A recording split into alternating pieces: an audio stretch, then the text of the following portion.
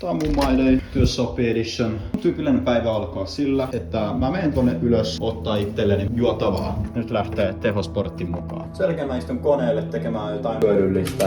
Muun muassa, mitä mulla nyt on näitä videoprojekteja ollut tässä, että mä editoin jotain. No tänään tuli mainoskampanjaa laitettu ulos. Sitten kun on kulunut noin muutama tunti, pitää kun mä oon tullut työpaikalle, mä menen taas jääkaapille ottaa täältä jonkun panini. Ja nyt kun mä nyt tänään saanut syötyä ja hoitaa mun editointihommat, niin seuraavana mulla onkin taas tämmönen tuotekuvaussysteemi. Tässä on tämmönen ihan perussetuppi. Tähän väliin pakko mennä taas. Tää on vähän tosta kaakaoa itselleen. Noin, nyt se kello onkin jo 10:30 tultu tänne Linnanmaalle, kun just kaverin kanssa vähän heitettiin musavideoa. Vedettiin aika simppeli siitä sitten loppujen lopuksi, kun ei oikein ollut aikaa tehdä semmoista hyvää sitten, ellei tän niinku tommoista simppeliä, niin meillä on nyt tommonen simppeli tossa. Ja seuraava operaatio on mennä himaan ja sieltä sitten nukumaan ja edetä aika lailla toimistolle taas. Toivottavasti tykkäsit, tää on varmaan one of the kind.